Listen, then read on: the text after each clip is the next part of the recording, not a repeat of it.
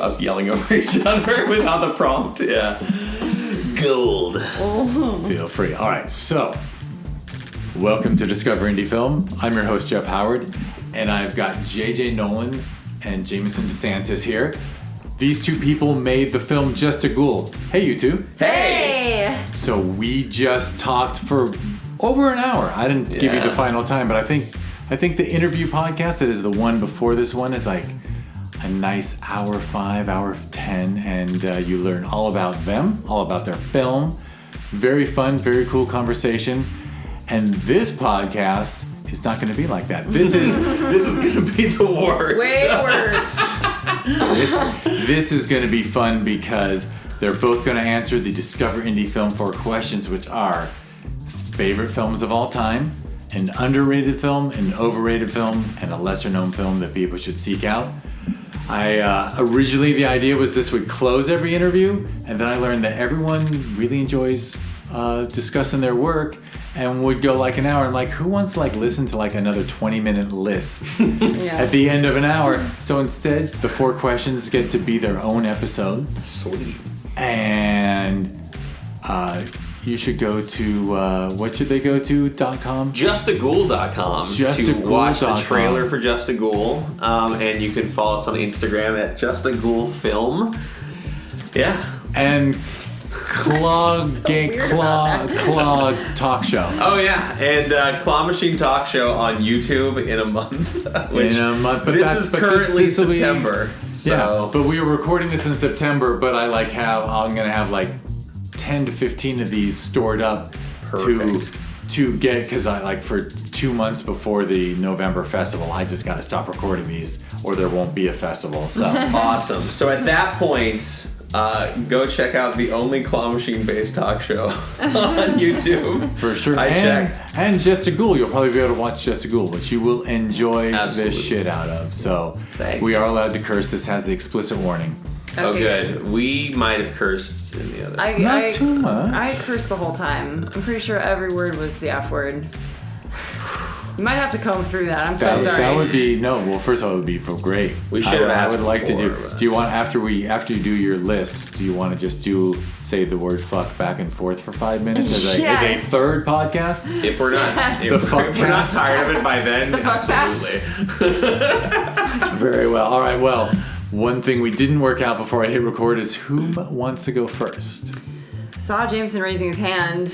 Yeah, I definitely did. And by the way, I like to play just like just under the vest. You can go. You can do your favorites, and then underrated, and then underrated, and then overrated. Okay. So we'll snake go draft. back and forth. Snake draft. That's what we're going to call it. Yeah, I had to go with just kind of the first ones that came to mind. I couldn't dive too deep because I was afraid I would never come out of the hole that I would dig for myself. Yeah, I know. And the film you feel underrated list, I feel like I had to move one over from the favorite films just because it was that one fits there better. No, and sometimes people name something I've never heard of in their top 3, and I'm like, wait, that could have been your lesser known to see. Yeah, I know. This was really roster building. This was a creative exercise. It's kind of fun. It kind of obviously it's really hard to limit it to 3. It's really hard. Yeah. I get what a pain in the ass it is, but it's also favorite. It's not the best films of all time. It's like, what do you love watching? Totally. Yeah. Yeah, these aren't AFI Top 100 movies. Yeah. Not at all. All right, yeah. Shall I begin? Jump in. We're doing with the favorite films of all time? Absolutely. All right. My top 3 favorite films of all time, in no particular order, and these are just some of them that I absolutely love. Wet Hot American Summer. Oh my God. Love it. It's one of my favorite comedies of all time, and it's also I think the first time that I watched the movie and was just like, this is nothing like a conventional comedy, and I know so many people that are going to hate this, and I've never laughed more at every single line, and the people that love it absolutely love it, and I can still say sluts rock to my brother, and he knows exactly where it's from and why it's funny, and it's packed with talent. All right, second, and this is a little basic, but as I can't fight it, it's one of the best movies I've ever seen. It's Fight Club. And I make it a thing to watch Fight Club probably once every year or 2 years.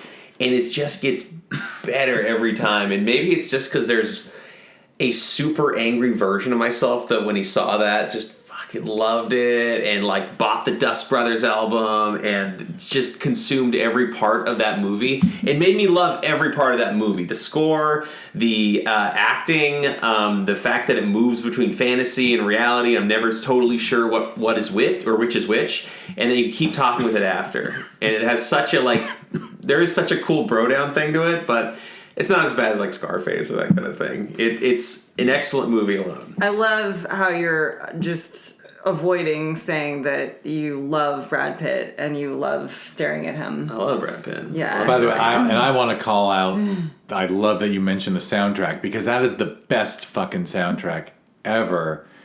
And there's that song where they just use all the Brad Pitt clip, all the voice clips.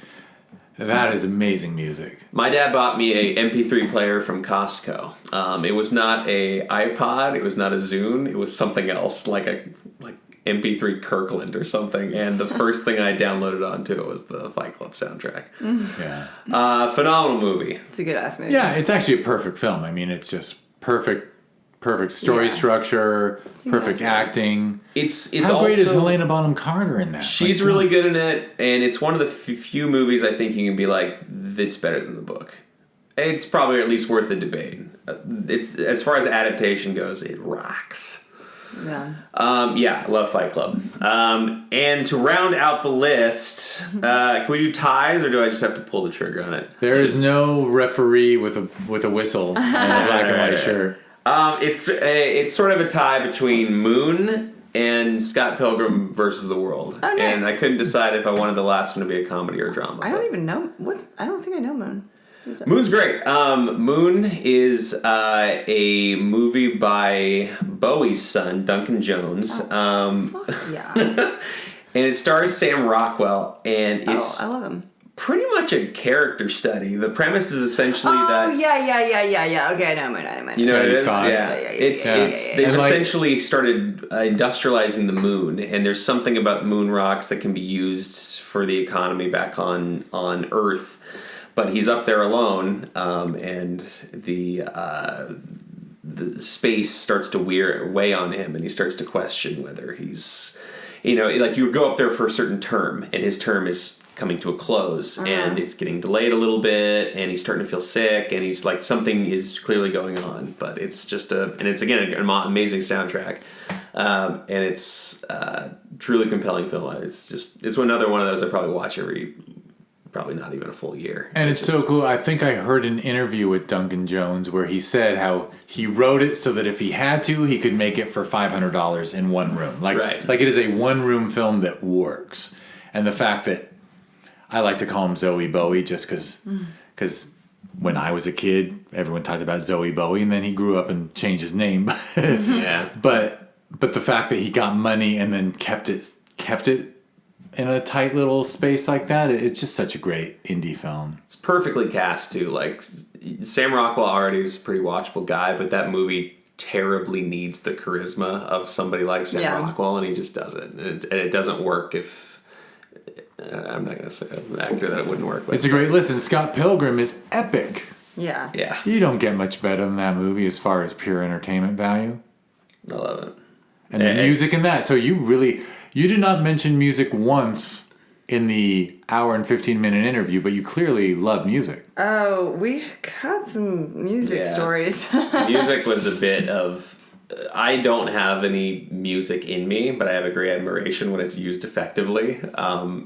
And I definitely did not know how to translate that part of my direction into this film. I think it worked out well, but the road to get there was harder than most components of this. And this is from doing all the visual effects. I would have been much happier going back and doing all those visual effects again than going through the process of trying to score the movie again. It was clearly something that I thought I had a vision for at the beginning, or at least a general sense, and it did not work that way in the end. And doing the next thing, it'll be something I have a much clearer direction for before anything's put onto film or file. Excellent. All right, well, I think we get JJ's favorites now. All right, let's see. Rattle it off. I'm gonna go with. Okay, well, I think my number one of all time is gonna have to be Beetlejuice. Yeah. Bravo, my God. Yeah. Which It's in my is top 20 for sure. Top 20. We just made was such a like Right, Beetlejuice-esque movie, and that was like. You're right. Yeah. I mean, yeah, it like it shows up in like a lot of the storytelling, in like this, just a ghoul, Totally. and like a lot of I love Gina Davis, love Michael Keaton, I love Catherine O'Hara, I also love Winona Ryder. Alec Baldwin. That movie is stuff. Yeah, it is. I love that movie. Yeah, And they're all doing something weird you never get to see them do elsewhere. Yeah. Yeah. Genuinely weird and brilliant. Mm-hmm.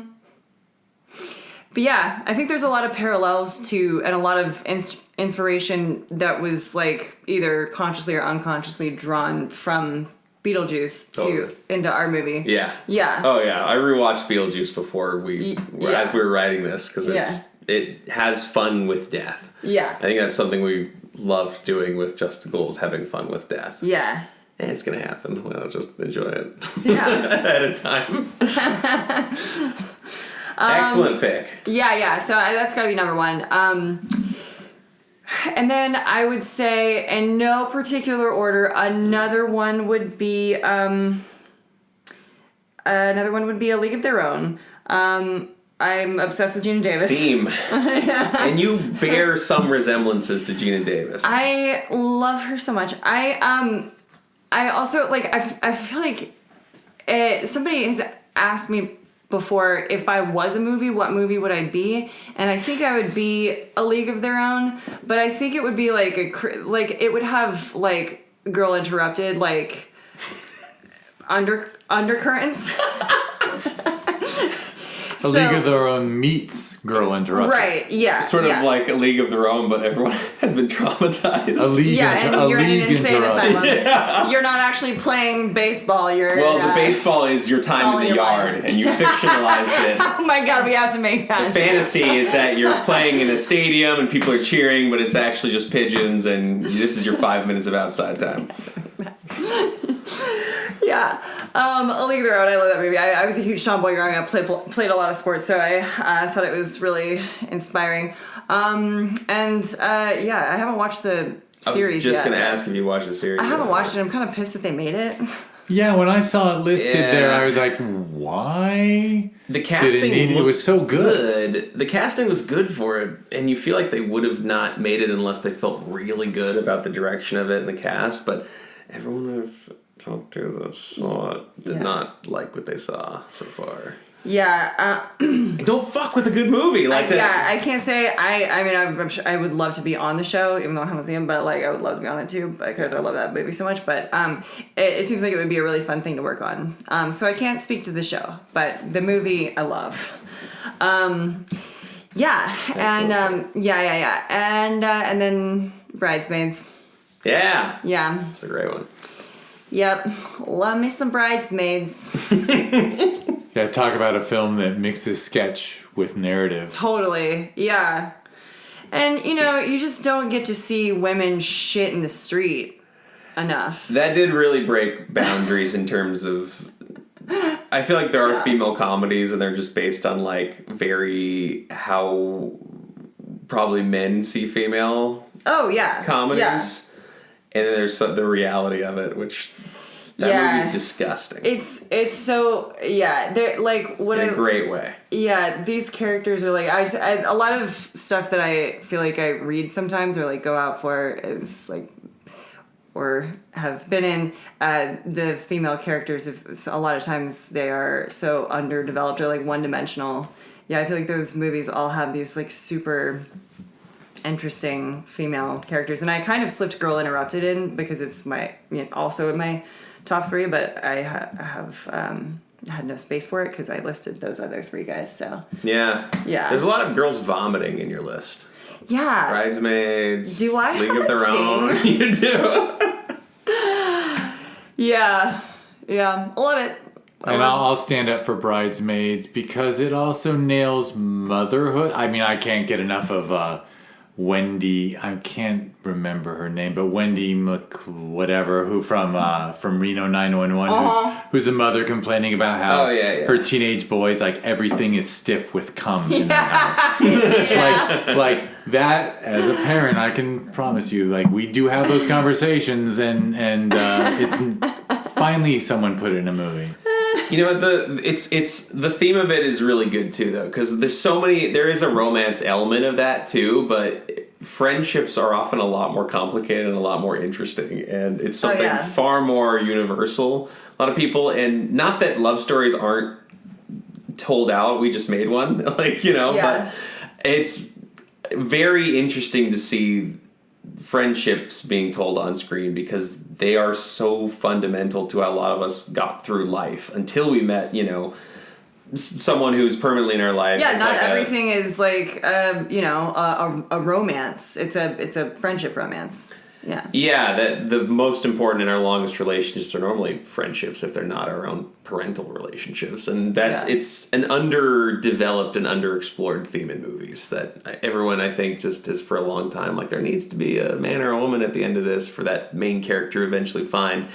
That movie does have it, but it's not. If it didn't have it, it'd be completely not part of the fucking story. fine. That guy, I didn't even need the cop. He's story. basically there just to expose her insecurities. Yeah. But, like, so that she can serve the friendship thing. Yeah. It's a far more interesting, like, A line than the B romance And line. he's like the opposite of John Hamm's character. Yeah. Yeah. I mean, it's obviously we can see what she can't see, but it's I love that theme in that movie. Oh, great movie. Yeah. It's almost tragic to me that Kristen Wiig hasn't gotten to make like 10 films since then. Like she got the Ghostbusters one, but there hasn't been enough. I didn't even think to put this on my underrated list, so maybe I should hold off. But well, you get to do underrated right now if you want. You can go right into it. Because I would say that one of the more underrated movies would be Barb and Star Go to Vista Del Mar. Shame on me. I haven't gone around. I've seen it, and I'm like, we've got it. How could we not like that? It's so good. It's pretty funny. So funny. I think it's a perfect comedy. I know. It's so ridiculous. I know you have shared DNA with it because of the many roles that Kristen Wiig plays in it as well. Yeah, that's true. That's true. You play multiple roles in Just a Ghoul, and she plays very different roles in Barb and Star. Very different. Yeah, God, they're good. They're so funny. And like they're like goddess who they pray to. Yeah. They're not like praying to a goddess, but it's this character who they talk about, Trish. I won't spoil it for you, but it's pretty I'm fun. sure The reveal it's funny no matter Trish. what. But did you have another underrated in mind before I? Yeah, I did. Yeah, and I didn't even because I didn't like think that long and hard about it. I was like, otherwise I'm gonna feel paralyzed by all the choices. But another underrated one for me would be. Actually, I don't know if this would go into the underrated or overrated or favorite category. Let's discuss. Because I think it could fall into all three. But to me, I think The Labyrinth is both my favorite and the most underrated. Another one of my favorites. Movies. Yeah. I in a film class one time said that was my favorite movie, and the film teacher thought it was the most despicable answer. Shamed me out of the class. I was like, but I love it so much. How could you not like it? Labyrinth is an interesting one. I feel like Labyrinth is a lot like Cilantro. Like, some people fucking love it, and some people just don't get into it. The reason I thought it might be overrated is because I know that it played at the cemetery. I went, obviously, and was like dressed as David Bowie. Yeah. And it was the best night of my life. So I was like, oh, maybe it would be an overrated movie because so many people are clearly mega fans of it. Yeah. But I think that the people who dislike it are wrong. And I have a Bowie fan. I'll watch anything with Bowie. I mean, besides loving Bowie my whole life musically, I think every time he acted, it was good. Oh yeah. I mean, it's stylized. It is. We'll call it stylized. It's tricky to see him look. I mean, the hair is pretty tough, but yeah, right. He's probably not going to get cast in Glenn Ross. Pretty much any time he's on screen, it's as sort of fantastic. I was just a big fan of the Hensons, and like, I think that story though was like so like I maybe like related to it in such a way because it feels like when I watched it again as an adult, I was like, we're watching the story of a girl who is coming into womanhood, and every motherfucker in this world is trying to trick her and pull the wool over her eyes. And she could go this way or that way, and she doesn't know who to trust. And she makes a lot of mistakes along the way. But there are some, like a select few amount of people who actually do want to help her. And it is really hard to take that leap of faith because, she did end up in the bog of eternal stench. Yeah. Was that part of the movie is not the best, underrated. The best extended fart joke in cinematic history. Hell yes. Hell yes. And I think we can like see, like these archetypes of these characters, like you see them in your life. And the characters are so interesting and like cool to watch. But yeah, I think just as far as like watching it again, because I loved it as a kid, but watching it again as adult and being like, wow, it has so many. It's just a big old metaphor for like coming into womanhood. Yeah. I gotta revisit it because it's been in my overrated. Let me know when you want to. It's been in my overrated column, but that actually is a good... He's like making edits to his overrated. I bothered to look it up, and it was written by dudes. Yeah. Mm-hmm. Interesting that they nailed it. They nailed that the a lot of dudes have analogy. Moms and sisters and wives. Yeah. If that's what the analogy is, I think you can fill in find analogies at every turn in that movie. I mean, every fairy tale is the same thing. Yeah, there's so many. Yeah, I think there's so many analogies to find. But yeah, to me, ultimately, that was what was going on, and she's just she finds herself, and And then, and David Bowie. Well, I just have to say, everyone should watch. And I've heard it doesn't hold up, but I still will say, there's a film called Into the Night that John Landis directed, where Bowie plays an international assassin. Oh, I have to watch it. And I gotta write it down. It's every Bowie scene is remarkable. Okay, I gotta write it down. It's Jeff Goldblum and Michelle Pfeiffer before they were anybody, and Bowie puts a gun in Jeff Goldblum's mouth and says, "I'm amazed we've not met before." And I could watch that a million times. Oh wow, that's amazing! It's so good. And they're and we lost Bowie, so we gotta watch him all weekend. Yeah. There's also like this. This is how much I love this movie. There's also this like moment at the end of the movie, where the Muppets are like, "Should you need us? Should you need us?" And it's like I cry when I think about it because like those were the ones who were like really looking out for her. And every time I like have like a really heartfelt moment with like friends or we're hanging out, and I'm like, yeah, like they're like the people that I think about when I like need to, when I'm in a dark space. And I always think about that moment. I'm like, should you need it? I say that to my friends all the time, and they're like, what? Shut the fuck up. What are you saying? Should you need us? I don't know. I just think it was such a sweet ending.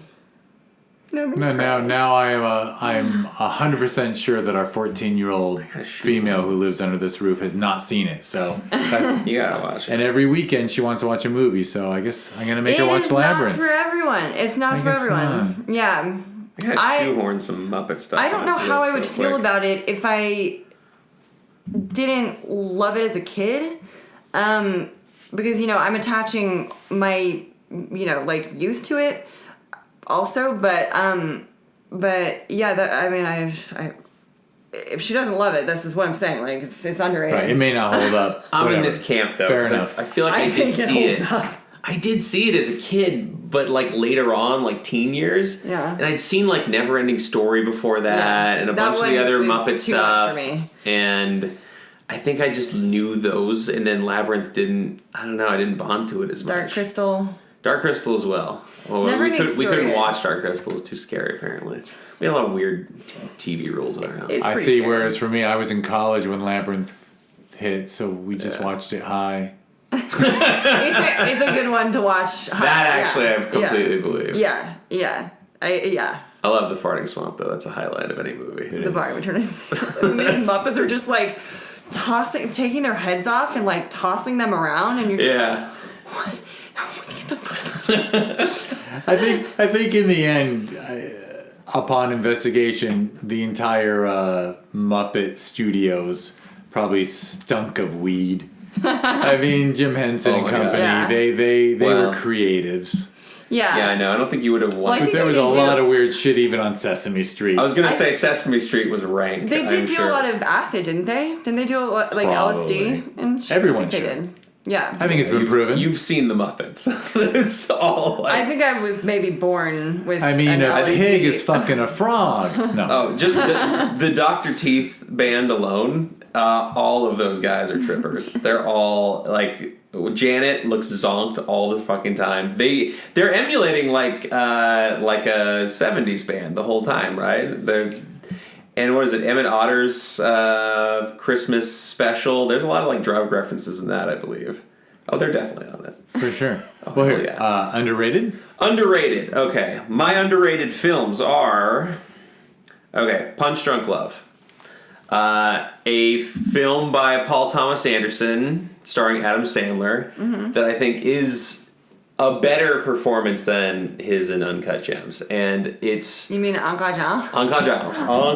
I love that movie so much. And it is such a weird, offbeat, weirdo comedy. Adam Sandler and Philip Seymour Hoffman play against each other really well. And...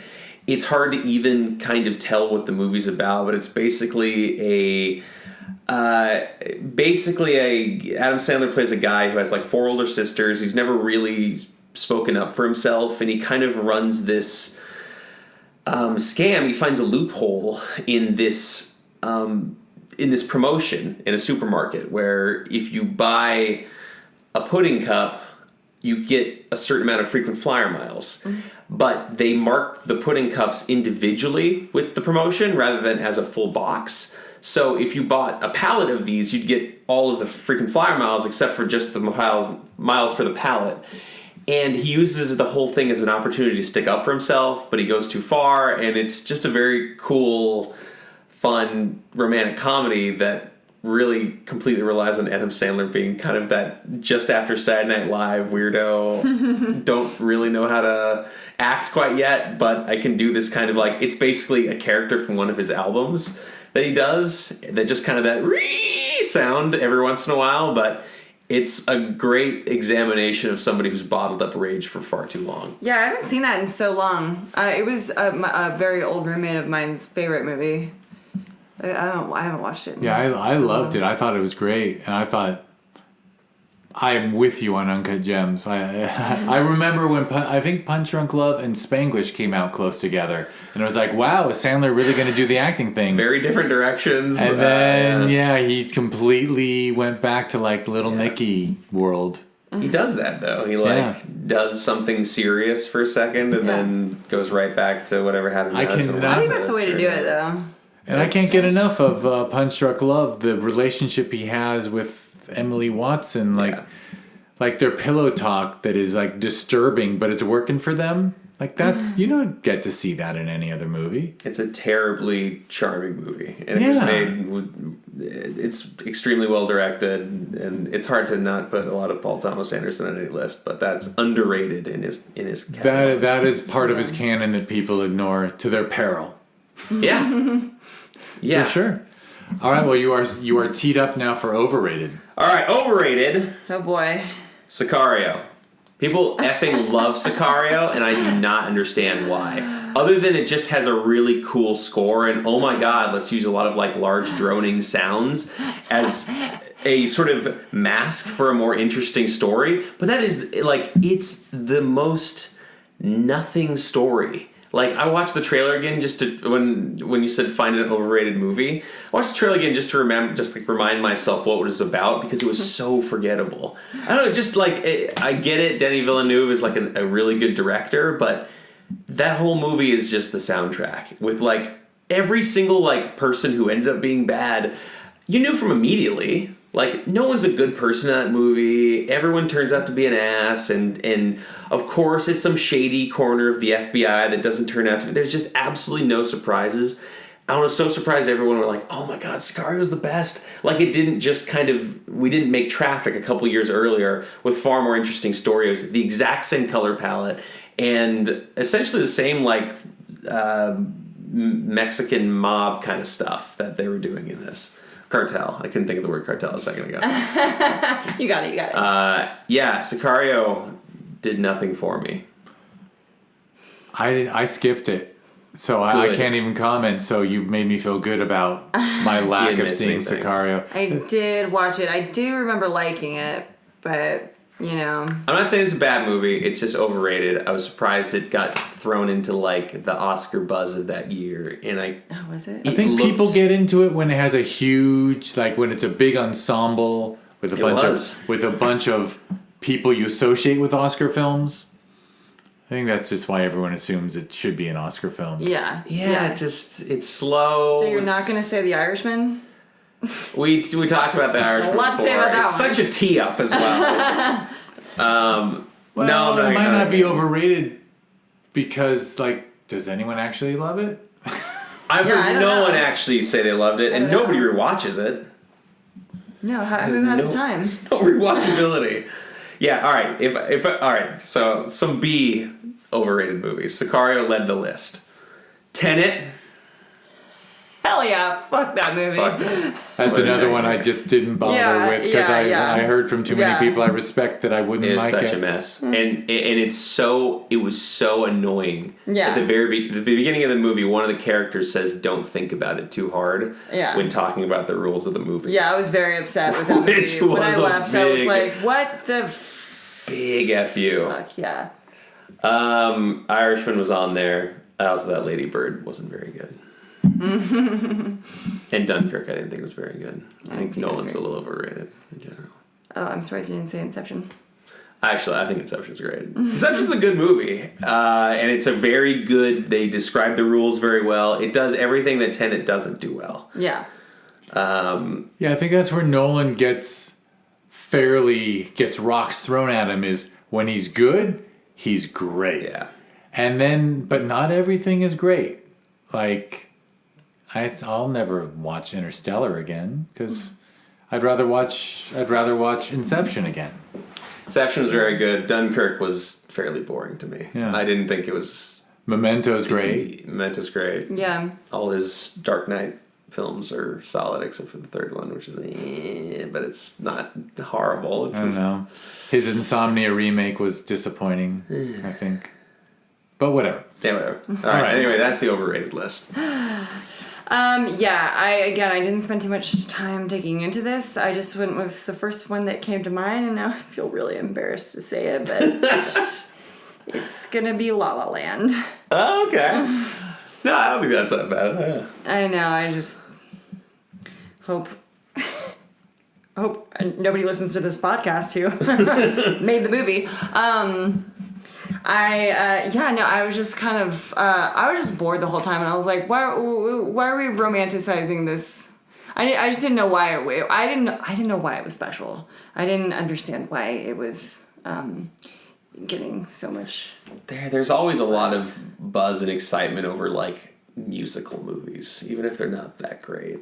Like, especially the Academy seems to really love, like, the old style of filmmaking, I was just nostalgia bored. I was like, criterion kind of thing. I didn't find it, like, an interesting story at all. I was like, it was like an actress and a pianist. Right. I feel like there's so many more interesting ways to tell that story. Yeah. But Yeah. Like, this is not an underserved community to make a Yeah. story about people in creative arts. Yeah. And we're Very just like true. dancing around Mulholland and fucking romanticizing, this town. There's pee all over the streets. It's not like... Yeah, I've not felt the need to revisit that. Yeah. I have a funny La La Land story, which is I felt exactly like you when I first saw it.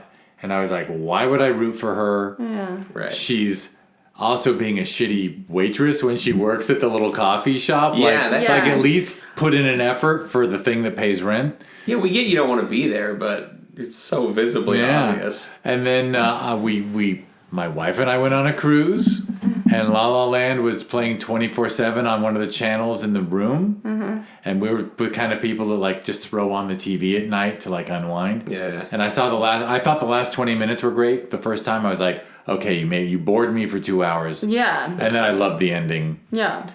And then I saw the ending again and thought it was impressive. And then like we come home the next night and I happened to catch the last 40 minutes. And I'm like, wow, that was really good. Then I got like the last hour and I'm like, wow, that was really good. And eventually, like over the course of a week, I saw La La Land from finish to start. And then I finally saw it the whole way through and I'm like, oh my God, this is brilliant. So I guess you have to watch it you have to be backwards. forced to consume it to the point that Yeah. you love it. Yeah. You have to watch it backwards. And yeah. Because it's so strong at the end, and so and then I start crying when I see them dancing on the stupid freeway. All right. Yeah. I would be Which willing I thought to was ridiculous, and so I revisit. did not care for that. Been Yeah. persuaded. I Yeah. got sucked To the in. side. Also, like, I didn't hate it when I watched it. This was just one that stood out to me as being a movie that I don't know how many it won. I feel like it won a lot, but I was It just had a like, big the whole year. time It I had was a just big like, am I the only one who was kind of bored watching that movie? It I felt don't think Oscar so. baity from like conception. It was very Oscar baity. Yeah, I think that the overrated list is very much like why is this getting this much due? Or these were like good movies, not great movies, and everyone treats them on this fucking pedestal. Yeah. sure. Yeah. All right, well, we just got one question left. A lesser known film that people should seek out. I got this little tickle cough all of a sudden. You already gave me COVID once. That was such a dramatic reaction. Oh my God, I I was hope dive I on the did. table and Just CPR. I'll go. I love a movie. I don't know if it's lesser known. I feel like it is because when I've mentioned it to people in the past, they haven't known what it is. But I love a little movie called Patty Cakes. Have you guys seen it? I haven't seen it. You haven't? Oh, then fuck yeah. You guys have to watch Patty Cakes. I'm writing It's down Patty Cakes. so good. It's PADD? PATTI. Cakes is CAKES, but it's like a money symbol. It's about this rapper in New Jersey who, she works at a pharmacy, but she wants to be a rapper. She's like Oh wait, I think aspiring I've seen rapper. this. How should I think I've seen this? It was at Sundance a few years ago. The same year that Ingrid Goes West was there, which is another movie. Wait, that I never love. mind. I think I've seen this. Yeah. I personally loved it. It's Bridget Everett and Kathy Moriarty. And the main character is a rapper and she's just like desperately trying to get her mother, Bridget Everett's approval. But she's a rapper and Bridget Everett is a singer and does karaoke and she doesn't understand the rap thing. I think it's an adorable movie. Oh, I have seen that. And it's an indie. Sounds like it's an Yeah. indie that got it right. It's an indie that got it right. I think. Yeah, I love the characters. There's a character called the Anarchist. He's fucking great. Yeah, it's just like these like misfits who are. I love a good misfit gang. Yeah. Maybe that's what I hated about La La Land. Yeah, they weren't. Right. You felt like everything was going to work out for them. Yeah, no matter what. obviously. Even if they didn't love their career, they would have been fine. They're gonna be fine. Right. Yeah, The stakes felt low. Yeah. And you mentioned Bridget Everett. Like, Yeah. I hadn't heard of her till that Somebody Somewhere show, which I thought was Oh. amazing. I haven't seen it. Oh. Is it good? Well, No, I gotta it's see it. yeah, I was really blown away. Yeah, by on it. HBO, I think right? HBO Max, Yeah. right? Yeah. Yeah, I was like, wow, this is just Okay, I amazing gotta check shit. it out. I love her. She's fantastic. Yeah. Gosh, it's good. Yeah. All right, Patty I gotta cakes. watch Patty Cakes now. Yeah. I didn't even think to myself, Put it on. wow, I'm really impressed with it somebody on. somewhere. I'll go watch her Other work. Sundance movie. It's one of those Yeah. things, you never think like, I really like that. Now let me go research everyone in it and go find their other projects. Oh, and, I know. You know, it's... I normally try to do that. I know, it's like, hard to work backwards. I'm trying to that watch way. everything There's that also Lakeith so much. Stanfield has ever done. Oh, really? Can't get enough of that guy. Who? Lakeith Stanfield from Atlanta and Oh, okay. and Sorry to Bother You. Yeah. Oh, hell yeah. All right. For films, lesser known films that people should seek out, I've got two, and they're very different. First one, Coherence. Did you guys ever see that? Oh, I have a project coming out with him in October. Oh, really? Yes. Oh, that's awesome. Oh my god, All right. he is gonna be. That's awesome. Yeah. So yeah, if Was that a anybody's setup? not, No, we've never talked about that. That's No. so funny. well, shit, you can talk about it here too. So if anybody's not seen it, it's a very smart, very like budget friendly example of a really compelling movie that kind of just feels like an episode of The Twilight Zone, but it's Yeah. been expanded out into a really compelling like drama about kind of tribalism and about friends and about resentments between partners, and it's very cool. I mean, the whole premise is just that there's this comet that kind of goes over, once a year. It's Halley's Comet, but there's some lore around it. Nobody really pays too much attention. They never really talk about it, but for whatever reason, during this comet passing over this town, the power goes out, and there starts to be, mystery around the neighborhood of like why this is happening, and the neighbors are starting to mess with them, and they don't really know why. And this fun night with friends turns into this extremely bizarre sci-fi adventure. It's awesome. Yeah. And this is something that you could have made with your cell phone for the most part. Like, there's no real visual effects in it. The cast has amazing economy in the way they're used. Yeah. And the location is a house in a neighborhood. Mm-hmm. And it never strays outside of that, and it's compelling the whole time.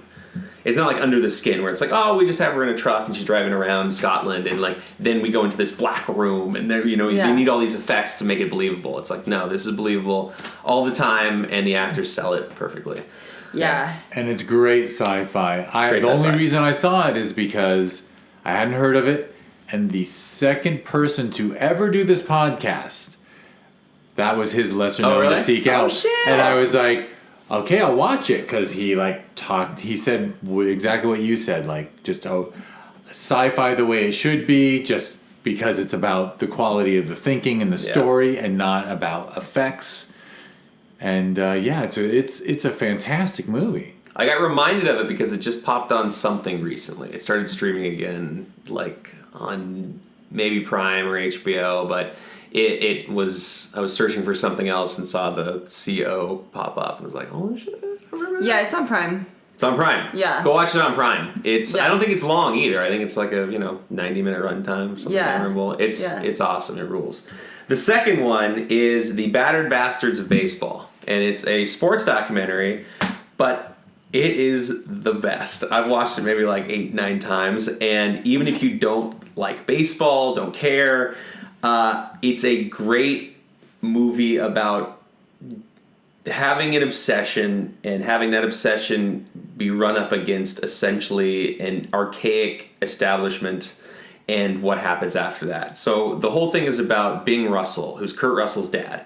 And Bing Russell owns a minor league baseball team in real life. And it was this Portland single A team, and it had absolutely no money, and he just really wanted to bring sports to Portland. And at some point, MLB said, we're going to get rid of this team. And so he decided, no, you're not. Like, I'm going to buy the rights for like $1, and we're just going to play basically against whoever we can play against.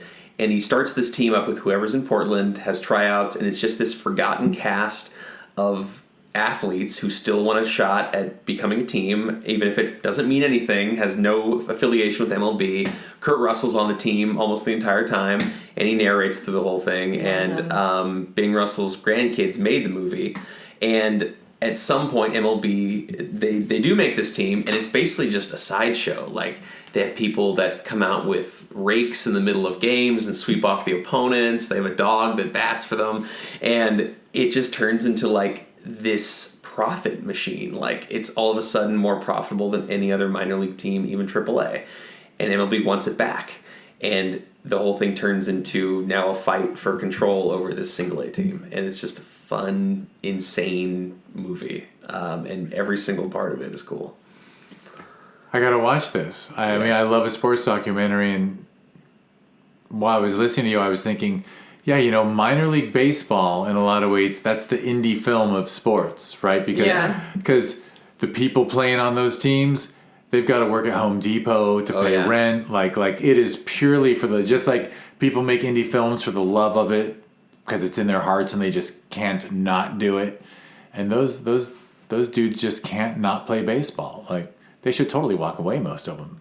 Oh yeah, and this documentary is made with people who are on the team. It's like just dripping with love for Bing Russell, for Portland, for baseball in general, for not giving up your dreams and what your dreams eventually mean to you over time. And some of these guys went on to have athletic careers after it. Some of them went right back to Home Depot, but it's a cool watch. It really is. What's it called again? The Battered Bastards of Baseball, and it's on Netflix, I believe. Love the title. Excellent. Yeah, it's a phenomenal title. Yeah, anything with the word bastard in it. Yeah. Inglorious or battered, we're into it. That's so cool that you mentioned coherence, though, because I do. I don't know where it's gonna live yet, but I have a project coming out. We have a screening on October 7th, the same day that Pretty Problems is dropping, coming out, and so I have a conflict, but I love his brain. He's awesome. This is like still it's in that sort of like existential world still. Yeah. Can you say what it's called? It's called Shatterbelt. Okay. And it's going to be a mini series. And I'm in one episode, and my episode is about I feel like it's kind of like Silicon Valley meets like Black Mirror. And it's got like this. It's like an existential comedy. Awesome. My episode is. I actually don't know what the other episodes are about. I only know my episode. Okay. Yeah. That does sound really cool. And coherence reminds me, that guy Shane Carruth who did, I can't name his films, but he made 2 indie films that were super indie. He lived in Austin. Oh my God. I think I know what you're talking about, but I'm going to need more help. It was like the time travel one where the 2 guys were trying to like outsmart each other with their time machine that they had. It starts with like a P. I know what you're talking about. It does start with a P. Yeah, I know, but it's not a word you use. But like the coherence writer-director and that writer-director because they just use great thinking and just like Black Mirror, like great writing, creativity, not effects. Yeah, and he is just like, I was like very, his whole process was great. Everything was so like characterized. Primer. Thank you, Primer. Everything was so developed character-wise. He just like he had like a very specific vision for all of these characters, what they would wear, like like my bangs, like how like he knew exactly what he wanted these characters, but also like it was still very collaborative, but like it was just, I loved that the breakdown was like 2 pages long for my character, and I was like, oh hell yeah, that gives me so much to work with. Is it anthology or is it okay, awesome. I love anthology. I'm so glad that he's doing a show like that, because I keep thinking, shouldn't we just rewatch Black Mirror because it's so good. Yeah. They do this, though, every once in a while. They try to reboot Twilight Zone or modernize it. It's the same kind of thing. It's like they'll use sort of the same ideas. Twilight Zone kind of did that with the Jordan Peele version. Did you guys watch that at all?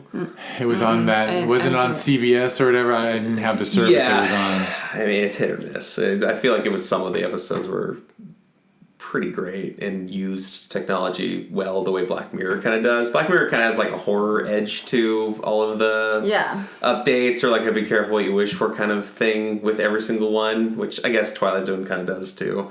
But yeah, they haven't been able to reimagine that as much as they like. It seemed like they can't move past what it was back in its original broadcast, the Rod Serling version.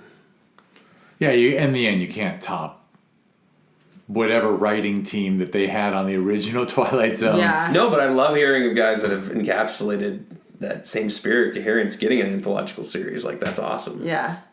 Yeah. Fuck yeah. Yeah. Rad. Yeah. Excellent. Well, we should wrap it up because we're almost at the length of an interview episode. But that's because it's fun to talk about movies. It's the best. All right, Jameson DeSantis, JJ Nolan, anything you want to say before I ramble on? Yeah, and a few more things. I'm just kidding. I can talk more. Well, no. Now I'm going to do the rest of the films I feel are overrated. I can say the show notes because I've heard more professional podcast type people talk about show notes. The show notes will have links to whatever websites you want. Great. Social media, shiz. So everyone can follow you too. Great. Have fun. Tell you that they love The Irishman and whatever. I shouldn't have ended on that note. My apologies. You should see Jameson's face right now when I say people love it, but I'm not. I don't know. There's nothing better than arguing with strangers on the internet. So bring them on. Bring them on. That's true. Although the first funny story, after I did about 20, 30 of these, we had a hangout for everybody, and we met at Frida's Mexican restaurant and just drank margaritas in the bar. And I did actually point at two directors, and I said, he's made The Dark Knight his favorite. He made The Dark Knight his overrated. Why don't you two discuss it? Yeah. You did the opposite of matchmaking. I did. You picked pinned fights people against each other. But I've had friends tell me, well, because I'm not a Dark Knight guy, and I've had friends say, oh, I'm sorry we can't be friends anymore. So I know it's Some divisive. people do take that very seriously. They do. Lose the spirit of debate in it. But anyway, all right. So check show notes for links for Jameson DeSantis and JJ Nolan. And now I'm gonna ramble for I don't even know how long this takes me. But you are listening to the Discover Indie Film Podcast. This is the podcast where people I meet on the film festival circuit get to come in and talk at length instead of the usual 10, 15, maybe 5 minute if it's an overbooked block with too much birth control in it. But anyway, go to discoverindiefilm.com to learn more. Go to @DIFWins on social media to have fun with it. Check out the Amazon Prime Video TV series that was born from this podcast. Just go to Prime Video, type in Discover Indie Film, and enjoy wonderful movies. Just a potpourri. Talk about an anthology. You got horror, you got drama, you got art house, crazy ass shit. You got Ghosts, nudity, teddy bear sex, ghosts, all kinds of stuff. And their film, Just a Ghoul, won 3 awards at Film Invasion Los Angeles in June of 2022. It'll be back in June 2023 and onward and forward, and hopefully I'll find someone young enthusiastic so I can just like chill and do the fun stuff. But if you want to learn about Film Invasion Los Angeles, that's the name of the festival, go to filminvasionla.com, and it's @filminvasionla on social media. And its sister festival, the Sherman Oaks Film Festival, is every November. You can learn about it at ShermanOaksFF.com and @ShermanOaksFF on social media. I actually have been awake for like 17 hours. A little unusual. That's a lot of consonants in a row. Give yourself that a was break. a lot, Funny thing is when I say Film Invasion, someone, a New Yorker was like, are you saying evasion?